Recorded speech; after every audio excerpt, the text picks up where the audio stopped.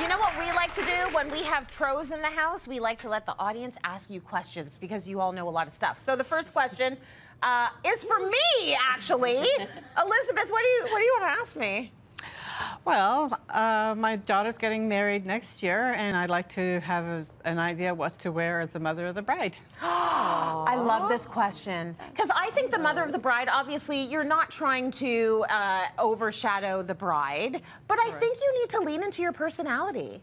Like, are you a wild woman? Yeah. Are you more into creams and warm colors? Like, whatever you are, you should wear that versus leaning into what they always push to you as a mother of the bride look. Because there's a certain look that they give you as the mother of the bride. It's going to be navy blue. It's, you know what I mean? It's going to have a shawl. It's going to have like a pashmina. Don't do that if that's not you. Like, you do what you are. If you're cocktail, you wear a cocktail length. If you're leopard print, you wear leopard print. That's what my mom wore to my wedding. I was like, Miss Marjorie Moore, what are you doing today? She was doing leopard from head to toe, and you know what? It's her. So do that, okay? All right, thank you. No problem. No problem. Okay, this question actually is for Jyoti. Mira has a question for you. Hi, Mira. What would you like to ask Jyoti? Hi. My question was a baking question, actually. Okay. I baked a cake once, and it didn't really turn out that well because it was vegetarian day, and we don't use eggs, you know, in cake. And I wanted to make a vegan cake. So I baked the cake without the eggs, and it turned out flat.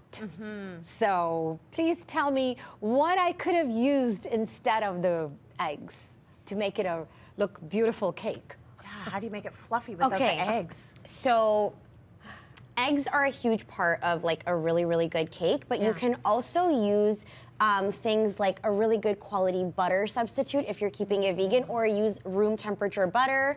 You also want to make sure your rising agents are rising. So it sounds like your baking soda or baking powder, whatever you were using, wasn't activated. And the way to activate that is sift your flour and your rising agent together into a bowl.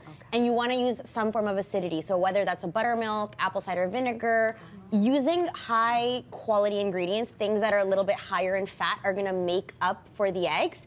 And using a little more of your rising agent and like sort of whisking it in is going to give you a little more rise.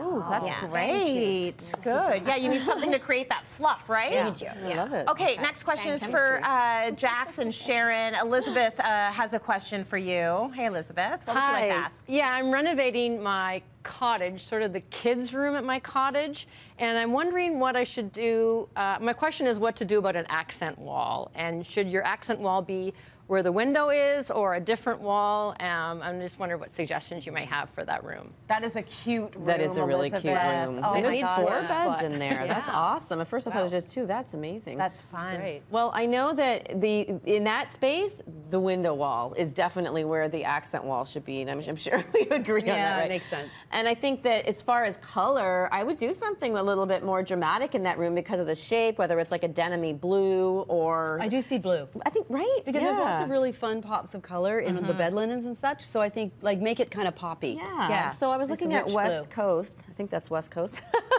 I was looking at West Coast as a nice option, but one thing that you should do in that case, you don't want to break it up with the window trim, so I would paint the trim on the window the exact same color, so that when you're looking, it's an accent wall, and then you see the beautiful outdoors. Yeah. Absolutely. Really nice. Painting out the trim, I think, just gives it's a really seamless wall because it is broken up by the windows. So I think it makes sense just to try. Sometimes we also paint baseboard out. Yes, right? exactly. You just don't want that band of trim color to kind of glare at you, or if there's a cove mold, you just paint it all out. Gives the illusion of just a clean, broad space. I think you can have a lot of fun in, number 1, it's the kids' space. Number 2, it's the cottage. So that's really nice that you can keep it festive and fun for them. They're probably having the best memories in that room. Exactly. 4 beds in there? I know. That is awesome. There won't be a lot of sleeping. There's no sleeping in the kids' room at the cottage. I love all of your questions. Thank you for that. And we love to hear from all of our viewers at home. We love it when you send us details. Give us the questions, but give us the video. Give us the pictures. We want to be all up in your business, okay? Send them to cityline.tv and keep the questions coming.